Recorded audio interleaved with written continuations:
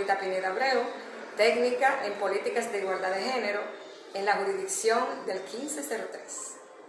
Soy fundadora y presidenta de ALGEF, institución que tiene como finalidad fortalecer las nuevas formas de educar a las familias, a los alumnos, docentes, en las escuelas públicas y privadas de manera efectiva y eficiente. Suscríbete a nuestro canal ALGEF TV y recibe nuestras orientaciones puntuales en el ámbito educativo.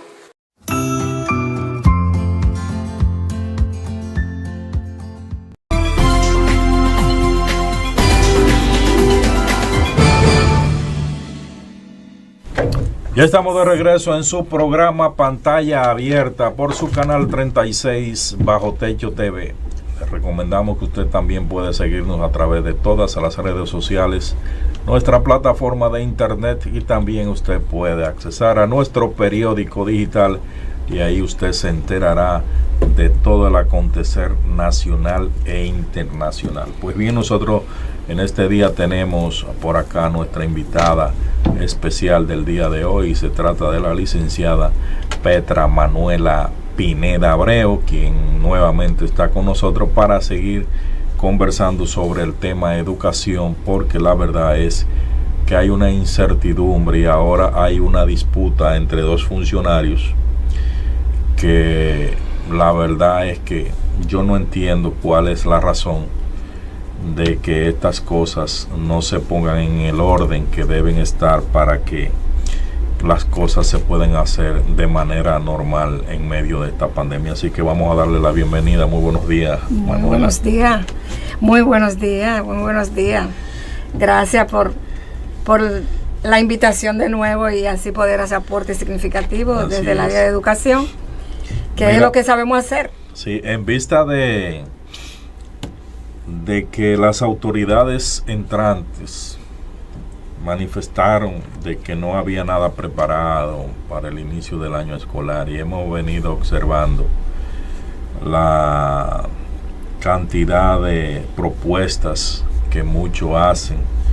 Por ejemplo, ahora el director o presidente del Indotel dice que no hay condiciones para poder dar clase virtual a nivel nacional, y eso es entendible.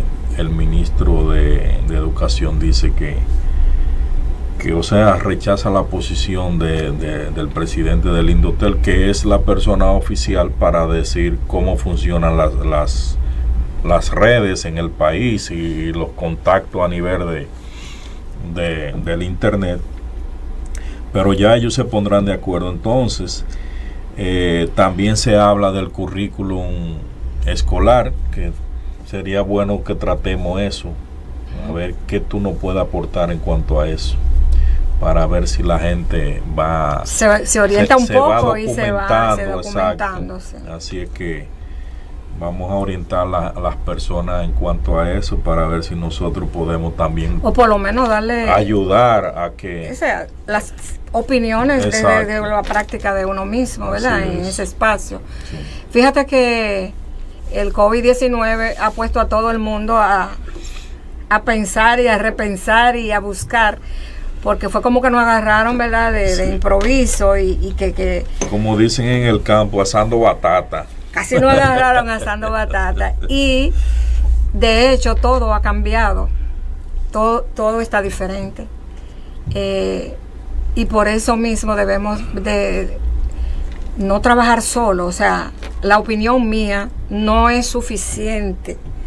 Tengo que buscar a Hipólito, tengo que buscar tengo que preguntarle a los técnicos, tengo que preguntarle a los maestros, tengo que preguntarle a las familias y todas y cada una de las instituciones públicas que de una forma u otra tienen espacios educativos.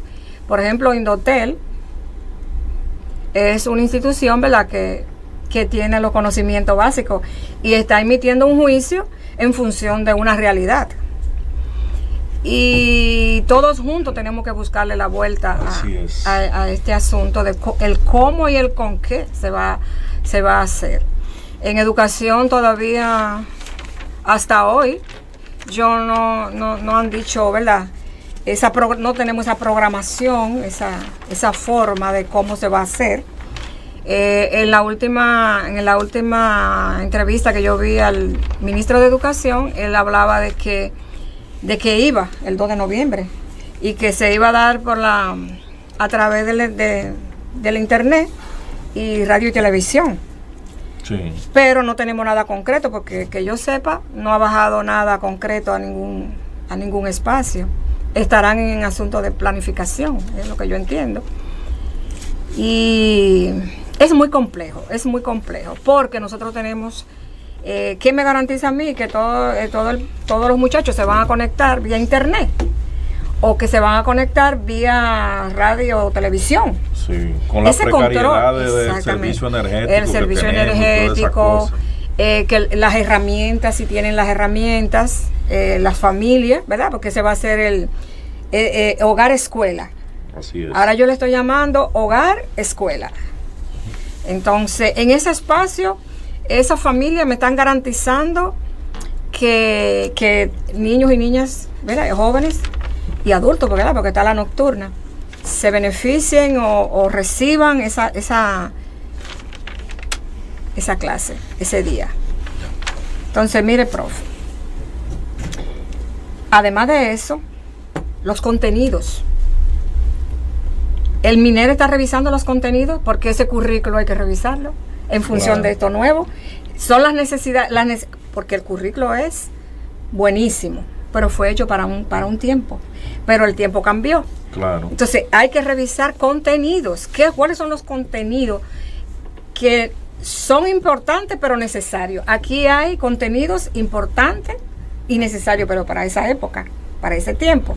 Ahora tenemos otras necesidades y grandes. ¿Por qué? Porque en ese espacio que va a fungir como escuela hay necesidades grandísimas, todos los tipos de necesidades que usted se puede imaginar, de formación, de todos los tipos de violencia que usted se puede imaginar se dan ahí, todos los tipos de relación se dan ahí, y qué sé yo, lo económico, influye lo económico, los problemas emocionales que están ahí también. Entonces son contenidos que deben de estar presentes en esa planificación, y el MINER debe tener, ¿verdad?, presente esas necesidades. Hay unos principios que siempre lo ha llevado en los procesos de evangelización la Iglesia Católica.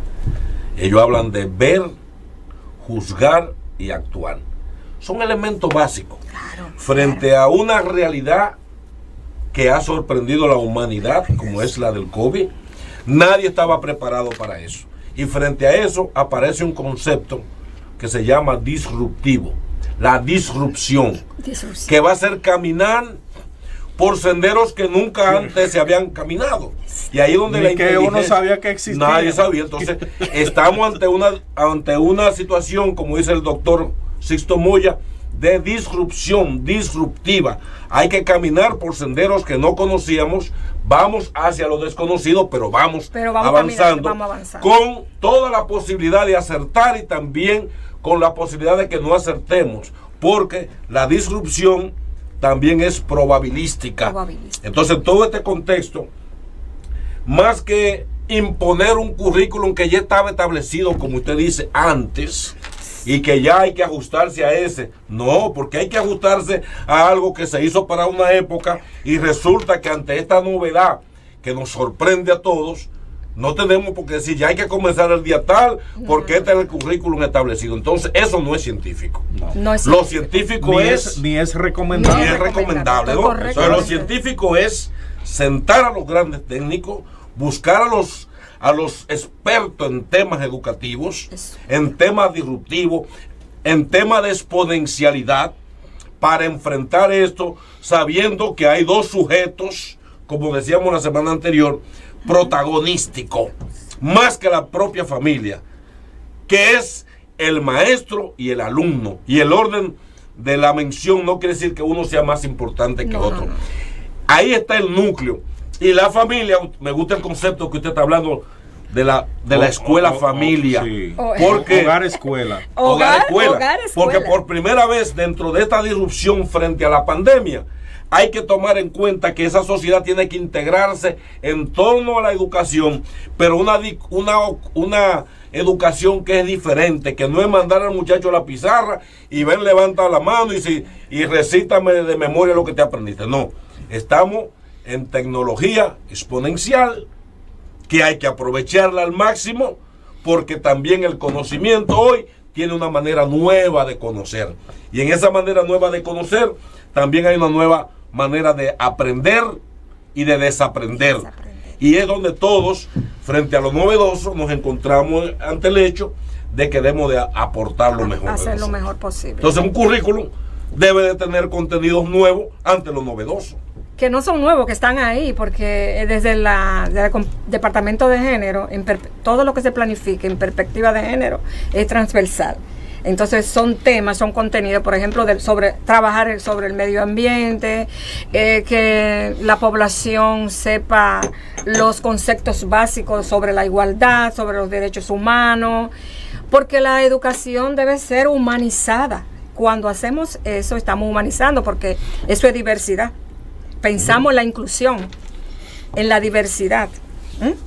Entonces, en ese sentido, usted dice algo bien, de que estamos trabajando sobre la marcha y hay que hacerlo mejor y dar lo mejor y escucharnos entre todos, escuchar las opiniones del uno, del otro, los periodistas, que son los espacios de socialización, que escuchar a los profesores, que escuchar a los técnicos, que escuchar a cualquier institución, porque tenemos espacios de capacitación y trabajamos estos temas. Pero mire, fíjese que el currículo, además de eso, usted dice que hay dos elementos importantes, que es el profesor y el alumno. Son, ¿verdad?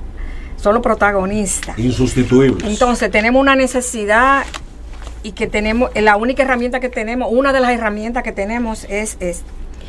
Y esa parte humana que transmite el profesor con ese calor humano, esos sentimientos, esas emociones. Porque las emociones, tú la ves cuando el profesor está triste, pero si el profesor no está triste, tú estás viendo esas emociones. Entonces, en función de eso, ¿quién va a transmitir? Me garantiza que por acá yo voy a transmitir esa parte. Bueno, esas emociones. Hay una manera nueva, por ejemplo, ya el hecho de que no nos podemos estar abrazando como antes. Yo recuerdo cuando niño, en la escuela, después del recreo, la profesora se ponía a cantarnos. Y entonces a los niños nos poníamos la cabecita en la butaca, y mientras ella iba cantando le iba poniendo la manito en la cabeza a uno, y uno sentía que esa profesora, mi profesora Teresa, que tremenda, como si era tu madre, ¿no? Que la que te estaba poniendo la mano en la cabecita, cantándote. Los contactos físicos también ahora mismo han cambiado. Así es. Por tanto, que las emociones también se transmiten por las redes. Porque si yo estoy con un discurso aburrido o una clase aburrida, por aquí la gente me quita. Entonces, las clases deben de dinamizarse. Por aquí incluso puede haber música, pueden haber efectos. Yo puedo, por ejemplo, en medio de una clase, en una interacción, poner, digamos, sonido de la naturaleza, y mientras los estudiantes están hablando de ecología, le está llegando un sonido de los pajaritos, de la lluvia. ¿Me entiendes? O sea, tenemos el gran reto de adecuarnos a lo novedoso, y los sentimientos tienen que pasar por ahí, y los efectos, porque es la época de la tecnología, es la época de la inteligencia artificial, y en ese sentido es que la Fundación Latinoamericana que dirige el doctor Sisto Moya de exponencialidad está planteando nuevas formas disruptivas de la educación, y están formando maestros y maestras en la línea de una educación que se adapte hoy a lo que es la inteligencia artificial, las sociedades en redes, no solo para negocio y conocer gente. Es que la educación ya entró en otro espacio, y si la educación no entra y se monta sobre ese cohete hacia la exponencialidad, entonces nos vamos a quedar atrasados. Incluso es más fácil para las autoridades quedarse con su currículum hecho y hacer todo lo que han hecho hasta ahora, manejándose de manera lineal y no meterse en lo que demanda el momento. Si ellos quieren quedarse atrasados, que se queden ahora. Lo que plantea el doctor Sisto Moya es que el que no se monte sobre la exponenciabilidad, lo exponencial hacia esta carrera necesaria, se van a quedar atrasados. Así es. Totalmente. No, Entonces, yo creo, perdón, que las autoridades del Ministerio de Educación y las colaterales autoridades de otros centros que tienen que ver con los colegios y otras cosas. Mira, ese es un tema muy delicado, el asunto de impartir la docencia de manera virtual, visual por televisión y escuchada por radio, porque la modernidad ha ido cambiando al ser humano y la competencia que hay de sobrevivir en la familia. Para la educación del hogar, escuela-hogar, como tú le llamas, Manuela, es importante tomar en cuenta que los padres en un momento prácticamente del día completo tienen que salir de sus hogares. Entonces también hay que ajustar esos horarios para que haya una muy buena supervisión con esos alumnos que necesitan de la orientación todavía de los padres. Entonces, como tú estás hablando del currículo, no sé si se ha tomado en cuenta esa situación, aparte de que el asunto de la comunicación va a ser un poco complicado por los grandes problemas que nosotros tenemos con el servicio energético en muchos rincones del país, y también las declaraciones que hace el presidente del Indotel, que nosotros no tenemos la capacidad todavía de poder cuestionar eso. Exactamente. Entonces yo creo que las autoridades se apresuraron en poner ya una fecha de inicio. Yo entiendo eso también. Yo creo que debió primero prepararse todo el currículum y la forma de cómo iba a accesarse a la educación, y yo creo que hay que todavía seguir analizando eso. Hipólito, sí. Hay que primero preparar al personal, los protagonistas del proceso. Alfabetizar, como digo yo. Sí, porque es una nueva alfabetización. Sí. Porque hay muchos ignorantes y analfabetos digitales. Entonces, la concentración y la disrupción en este momento es concentrarnos en los maestros y maestras para ponerlo al día. Ese fue el primer paso que se debió dar. Claro que sí, y luego de ahí decidir que entre todos vamos a enfrentar esta pandemia en esta nueva manera de conocer, para aportarle a la juventud, a los estudiantes, a la sociedad, la nueva manera que demandan los tiempos. Pero ayer surgió una denuncia ya en la parte de educación superior, de universidades que tienen graduaciones que la van a hacer de manera virtual. Claro. Y le están cobrando a los estudiantes el alquiler de la toga, el birrete y todo. Por ahí también. Santo Dios. Yo tengo un amigo que tiene amores virtuales. No, porque nosotros los que estamos solteros tenemos que hacer, como diría el doctor, tenemos que hacer el amor de manera digital. Tan bello. Porque no nos podemos juntar personalmente. Ese calorcito, como yo digo, ¿verdad? Ese calorcito que tenemos que darnos como humanos. Lo va a sustituir aquí la parte virtual, ¿no? Fíjate algo, yo tengo aquí anotado eso del tiempo, que esa clase, ¿qué tiempo va a durar? Mira, no podemos pensar en esos muchachones, lo de primaria, que son más pequeños, de 1 hora o 45 minutos. ¿Sabes por qué? Porque en los hogares no tienen los espacios, no tienen ese espacio. Será debajo de una mata que algunos se pondrán, porque dime, viven en hacinamiento. Hay mucha población de esa que vive en hacinamiento. Entonces, ¿dónde se va a poner? O que lo están picando los mosquitos, o que el hermanito le arrancó el aparato, le arrancó el celular o le arrancó la tablet. y muchas cosas se pueden dar en ese espacio. Yo tengo un videito por ahí donde un profesor está haciendo las veces y él nos dio la clase porque cada vez que se conectaban de manera en horas diferentes, entonces él le interrumpían la clase al profesor. Entonces se va a dar una hora de clase. Si cada vez que entra un niño hay que educar a los niños el cómo hacerlo, el cómo hacerlo para que no interrumpan al profesor y pueda desarrollar el tema que va a desarrollar en ese tiempo. Usted sabe que yo vi una experiencia en Canadá y otra en Estados Unidos muy similares. Por ejemplo, gente que vive en campos muy lejanos de la ciudad, dueños de gente de finca, decidían, el sistema le permite, Hipólito, que son personas muy educadas y que han tenido ciertos niveles académicos, el sistema le permite a muchas familias ya recibir del Ministerio de Educación las informaciones que necesita y ellos educar a sus muchachitos desde niños hasta poder llegar hasta un octavo un plan curso. De acción. Un plan de acción. Entonces, los padres que califiquen debieran ser integrados en esta modalidad curricular. Claro. Para que ellos puedan entender qué está pasando con sus hijos, pero el trabajo es más fuerte. O sea, ahí tendría el ministerio que decir, vamos a lanzar un grupo de maestros a la calle, trabajadores sociales, para visitar cada familia. Y que visitando cada familia vamos a entrenar a los padres también para que ellos sean el coprofesor, como un ayudante de los maestros, para que también entienda qué es lo que está pasando.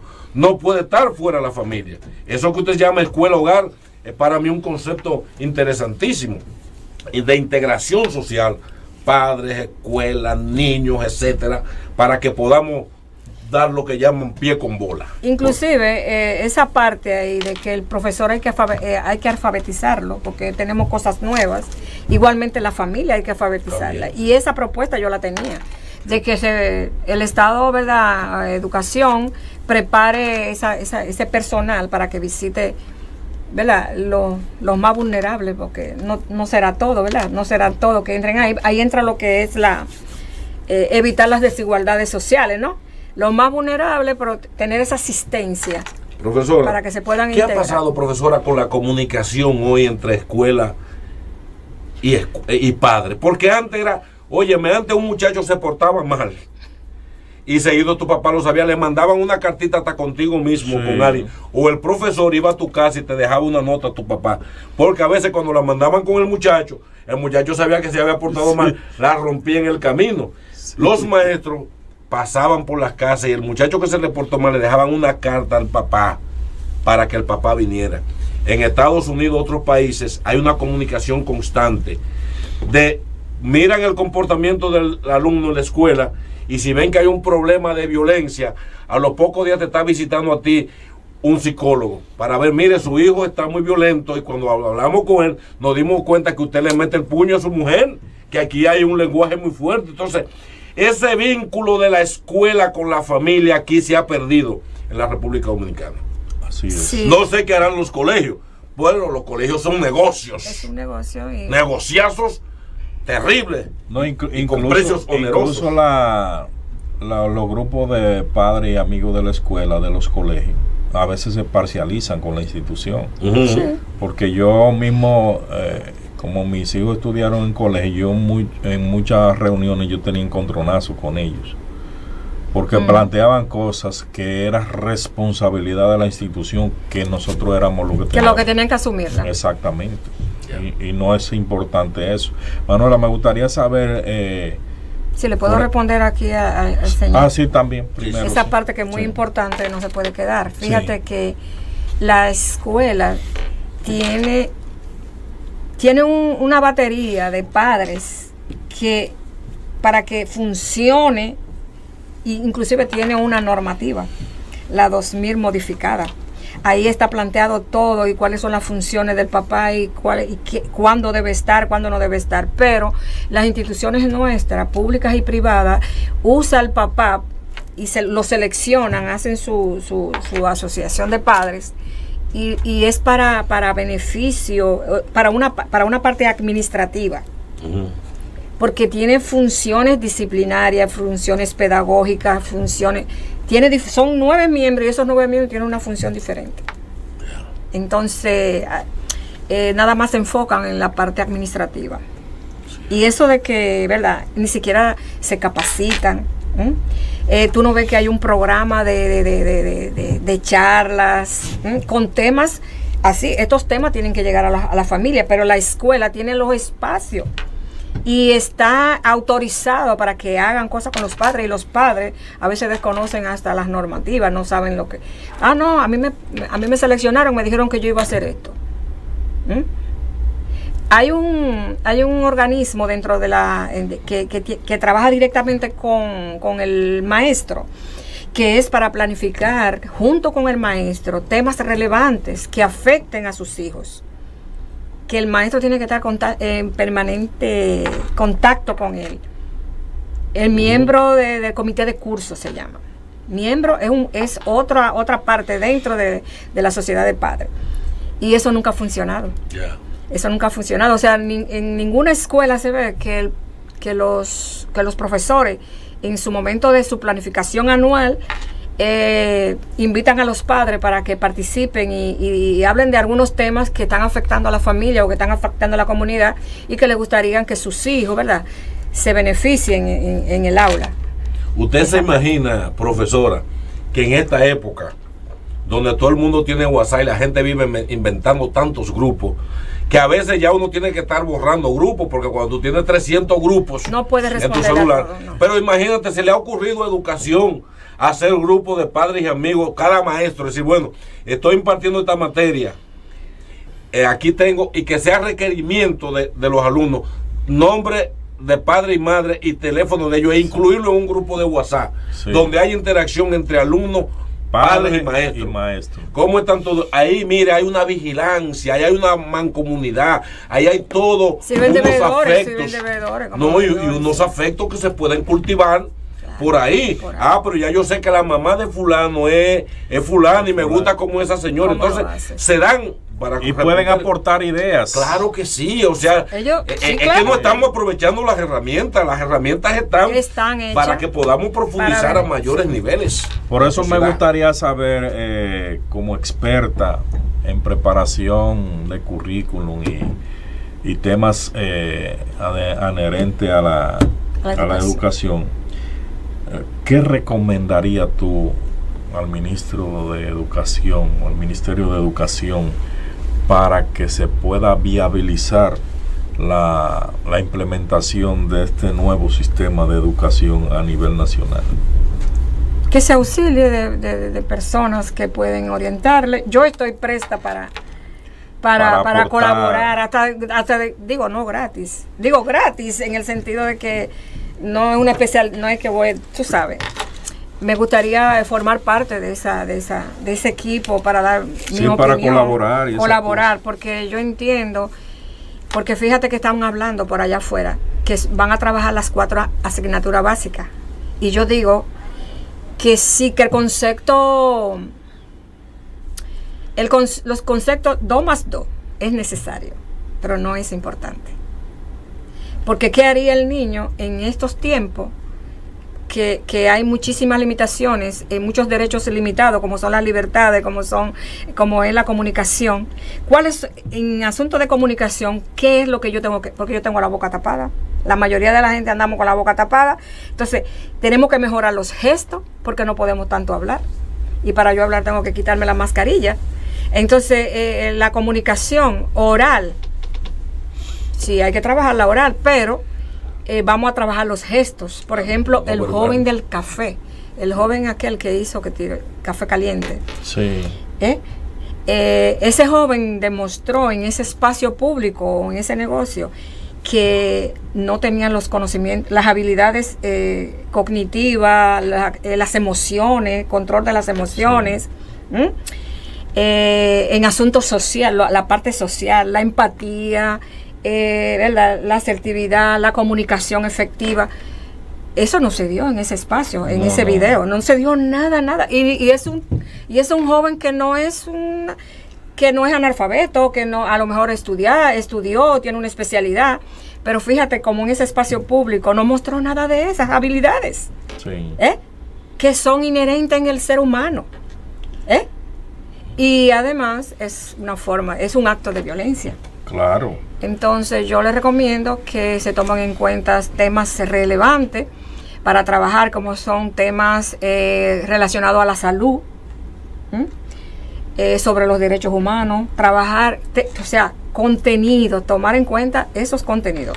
Y algunos de las que están en el currículo de las diferentes sociales, naturales, ¿verdad? Temas relevantes, porque hay otros temas más importantes. Trabajar las emociones, trabajar la parte psicológica, la parte, esa parte, trabajar lo que es medio ambiente. Eso no se puede quedar. Trabajar los conceptos de derechos humanos. Que los estudiantes trabajen la Constitución de la República. Óigame, el primer eslabón para la prevención, nosotros tenemos que hacer un trabajo preventivo. El primer eslabón es el conocimiento de las normas y las leyes. Exactamente. Y ustedes me corrigen. Usted conoce las normas, usted sabe cuáles son sus derechos, y si yo conozco cuáles son mis deberes, pues estamos bien. El límite, el límite está ahí. Tú conoces tus derechos, yo conozco mis deberes, pues no va a haber, ¿verdad? No se va a dar nada fuera de lugar. Eso, en asuntos de salud, reforzar esa parte en las familias de manera preventiva. Sí. Promover el deporte. Y la cultura. La cultura, el deporte, por ahí. Mire, ahora yo invito a las autoridades de educación de que se va a concretizar las competencias en función de las artes y el deporte, aunque sea por aquí, porque por aquí podemos hacer cosas. Mucha arte. Muchísimas Claro. cosas. Entonces no podemos, a través de las artes, tenemos que fomentar personas, niños y niñas resilientes, con esas características, a partir de las artes y a partir del deporte. Es fundamental, porque una de las características es desarrollar en el niño, a pesar de las adversidades, poder dejar eso y seguir adelante. Entonces, hacer hasta un cuento. Hacer cuento de la realidad. Una poesía coreada. Una poesía coreada. ¿Cómo el maestro va a evaluar a esos jóvenes si es por competencia? ¿O es informativo? Vamos a hacer un trabajo dando información. Es a través de temas transversales, proyectos, a través de proyectos que tienen que evaluar a los muchachos y muchachas. Proyecto de vida, porque no podemos usar todo esto y dejarnos acorralar y hacer un espacio de información. Cuidado, ojo con eso, información, a informarle a los muchachos. Pero ¿cómo lo vamos a evaluar? ¿Cómo vamos a poner la nota? ¿Cómo lo voy a certificar que pues, es promovido para el otro grado? Eso hay que tener cuenta. Ese otro tema. Ese otro tema, y hay que tener cuidado, porque nosotros tenemos que respetar a esa población. En el momento, como el profesor la conducta de cómo se comporta ese niño. Es que eso no se puede mirar ahora. No se puede. Eso no se puede mirar por ahí ya. Lo que plantea ahí el tema, lo exponencial en esta nueva manera de educación es que cada individuo tiene que haber una evaluación única con él, porque el ser sujeto es tan diferente que usted no puede tener el mismo parámetro para evaluar a todos, porque cada individuo es diferente y tiene su propia manera de aprender y de comportarse. Entonces no podemos seguir con esos parámetros de evaluar a todos los niños con una misma con regla, la misma vara, porque cada uno es diferente. Exacto. Cada quien piensa diferente, actúa diferente, y eso hay que respetarlo, porque yo vengo de un contexto diferente al suyo y tengo mi propia historia. Entonces, en función de eso, el maestro tiene que planificar, y en función de eso, hay muchachos que tú nada más tienes que decirle y ellos hacen. Entonces, a partir de proyectos con temas transversales, que eso viene a evaluar, a modificar la planificación que tenemos, a organizarla mejor y a tener los temas relevantes, y también evaluaría el currículo. Evaluaría el propio currículo per se. En ese sentido, entonces, esas son las recomendaciones que yo le doy a a todos mis... Sí, a las autoridades. A las autoridades y a los docentes que también pueden ir pensando. Hay un grupo de profesores por ahí que estaban hablando de que se está pensando de que el maestro vaya a las escuelas para que haga la transmisión desde la escuela. Y yo digo que es imposible. Digo, no es imposible, pero no creo que debe ser así. Porque el maestro tiene que ir a la escuela y usar la escuela para hacer la transmisión, para dar la clase desde ahí. Porque yo tengo que pensar en la salud de esos docentes. Se van a movilizar, se tienen que movilizar de sus casas y entonces le estamos exponiendo, lo estamos arriesgando su salud, que hay que poner esa parte adelante primero. Porque ahí usted ve, eso es importante. Se sigue pensando de manera lineal. Exactamente. No queremos aceptar que con la tecnología el maestro prepara su pequeño background en su casa, en el lugar más cómodo, y desde ahí puede transmitir porque tiene sus contenidos. Pero el maestro no tiene las herramientas todavía en la mano ni sabe cómo la va a usar. Entonces, pero para exigirle el horario de que cumpla, tiene que ir allá a la escuela. O van los estudiantes con todo y maestro, o el maestro que se quede en su casa trabajando, porque precisamente lo que se quiere es que llegue al estudiante en two-way, en la doble vía, esa intercomunicación de enseñanza-aprendizaje, porque hay que pedirle eso. Pero esa es una manera también de seguir pensando de forma lineal, no exponencial, y ese es el gran reto que tiene la educación hoy. Otra cosa que podemos hablar acá, Hipólito, es con relación al material didáctico. También. Lo tenemos elaborado. Digo, no puedo hablar mucho porque yo no tengo, ¿verdad? Si lo tienen o lo están trabajando o no lo están trabajando. Pero ¿cómo va a llegar eso a la población? ¿A qué tipo de población va a llegar? ¿Toda la población estudiantil la necesita? Porque podemos hacer trabajo grandioso a través de acá, sí. Pero hay lugares de mi país que no llega nada de esto y de estas herramientas, sí, de la tablet y la computadora. Entonces, ya debieron de haberse elaborado, o por lo menos tenerlo en borrones por ahí, porque tienen sus personas capacitadas, yo entiendo, ¿verdad? Los manuales, guía para los profesores, guía para los estudiantes, guía para los padres, con relación a lo que queremos que ellos, ¿verdad?, se transformen sí. Con relación a lo que necesitamos y lo que tenemos que hacer. Ya eso debe de haber estado hecho. Así y que el Estado, en caso de que lo tenga, utilice todas las instituciones públicas y privadas para que distribuya a nivel nacional, dígase la policía, la guardia, que utilicen esos vehículos que tienen para que lo manden a los diferentes lugares. Sí. Y no que las escuelas, los directores tengan que venir a buscarlo en camioneta, sino el mismo Estado lo distribuye. Exacto, que lo lleve al lugar que se vaya a usar. Y que sean los lugares lejanos, que tengan esa guía de los estudiantes, esa guía para los padres, con las diferentes, ¿verdad?, con las diferentes temáticas que tenemos que, ¿verdad?, que queremos que aprendan y que ellos se desarrollen y hagamos el mejor trabajo posible. Así es, y nosotros lo que estamos aquí tratando es con la idea de poder ayudar y colaborar con las autoridades, simple y llanamente, y aportar algo de lo que nosotros podemos tener conocimiento. Pues bien, Manuela, lamentablemente ya hemos llegado al final del programa. Creo y entiendo que ha sido una muy buena participación, porque cada vez que se tratan temas de educación relevante y de educación son muy importantes para los televidentes y para toda la población en general. Así es que nosotros ahora nos vamos a despedir y le solicitamos que mañana viernes usted esté también nuevamente bien temprano a partir de las 7, y le vamos a dejar un videíto que le voy a pedir a ustedes que no se vayan para que nosotros veamos las recomendaciones de nuestro querido humorista y amigo Pachuco. Así que nos vemos y que Dios le bendiga y tenga un feliz resto del día.